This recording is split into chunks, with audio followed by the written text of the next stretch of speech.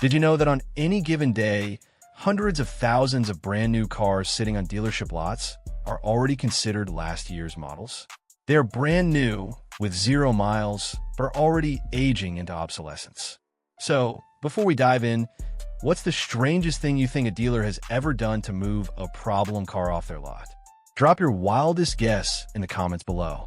I have a feeling some of the real answers in this video are going to shock you. Imagine a brand new sedan rolling off the assembly line under bright factory lights. At that exact moment, an invisible clock starts ticking down, not just on its warranty, but on its value. Even before it's wrapped in plastic and loaded onto a transporter, market forces, model year changes, and simple aging begin to eat away at its sticker price. That car is already losing money sitting still. It's a concept dealers call floor plan cost, the interest they pay for every single day a vehicle remains unsold. For you, this means knowing the car's build date, found on the driver's side door jamb, gives you instant negotiating leverage. Ever wonder why the cars on a dealer's front line seem to change every week? It's not just for variety.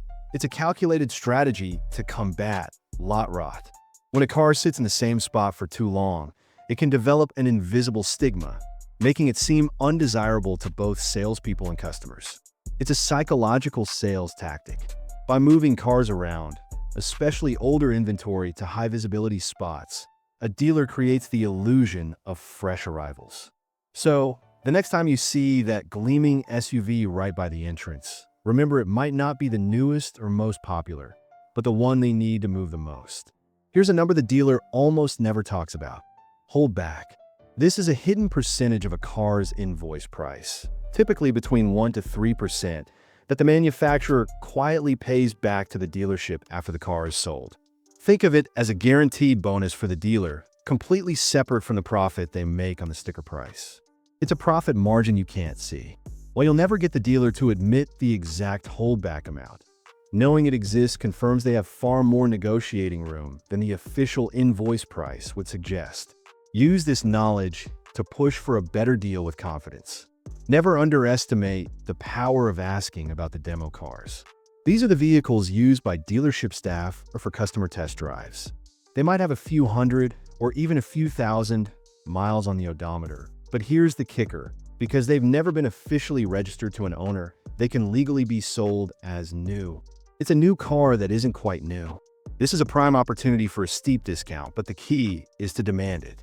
You should be compensated for every single mile on that car, turning their internal use into your significant savings.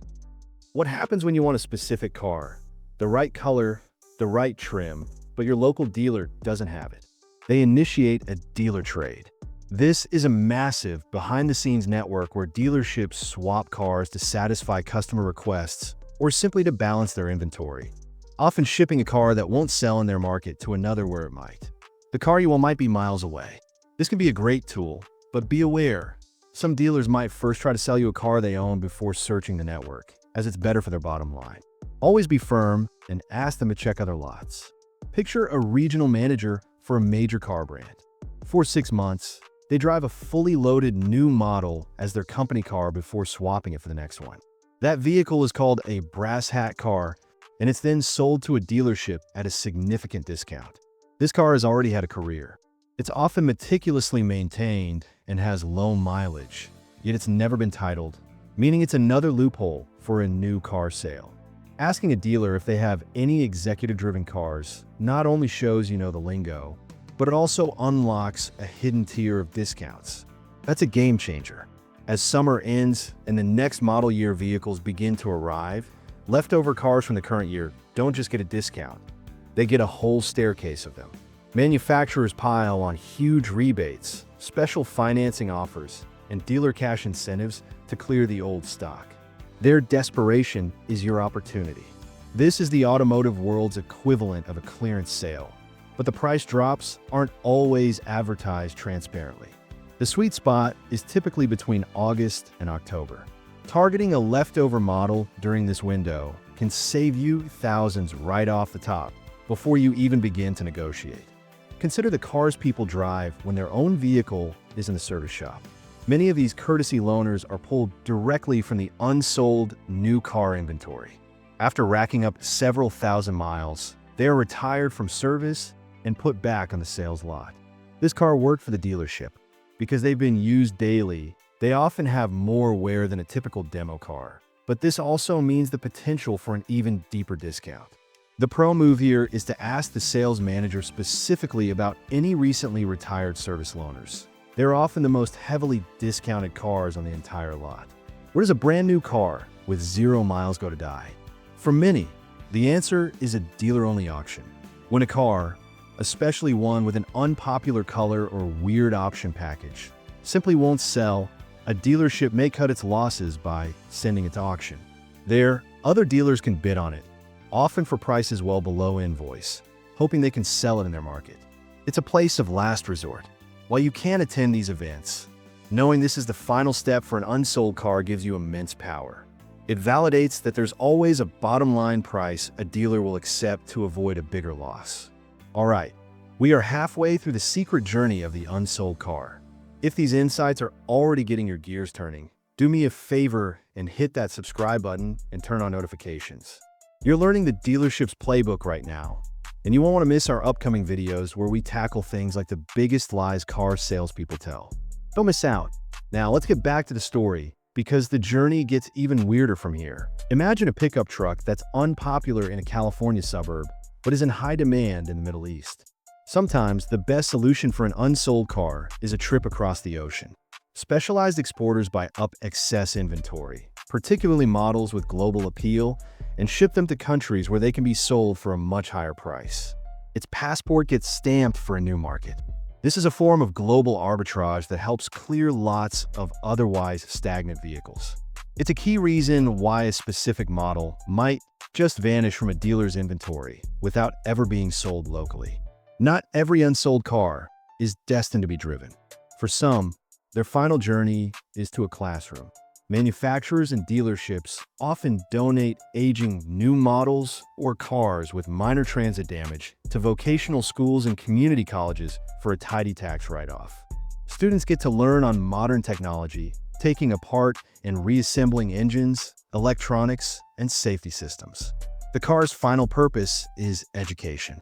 This path is an elegant solution for vehicles that have become commercially unviable, turning a potential loss into a valuable contribution to the next generation of technicians. You've seen the giant tents and flashy signs. Hail sale, slashed prices. It seems like a golden opportunity to get a new car with a few cosmetic dings for a massive discount. However, this is a serious buyer beware situation. The savings might just be a mirage. Often, the discount offer doesn't come close to covering the long-term diminished value of the car, and a repaired vehicle may carry a branded title, making it harder to insure and resell. Before you jump at a hail sale, you must get an independent appraisal and weigh the upfront savings against the permanent hit to the car's history and value. Have you ever found the perfect car listed on a dealer's website, only to arrive and be told it was just sold?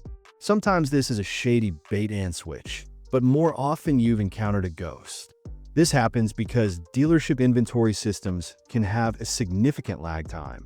A car that was traded to another dealer yesterday could still show up as available today. That online listing may not be real. To avoid frustration, your best move is to always call ahead.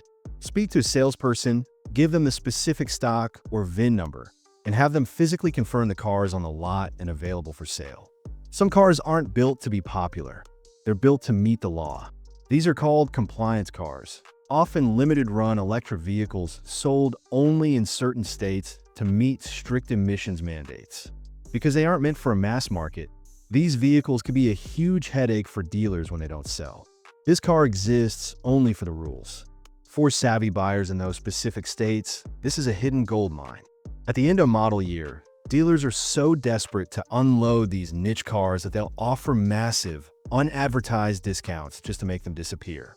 Picture a row of 50 identical base model sedans in a less than popular color. They sat on a lot for nearly a year, untouched. As a final move, the manufacturer might package these unwanted cars and sell them at a steep loss directly to a rental car agency. It's a bulk sale of last resort.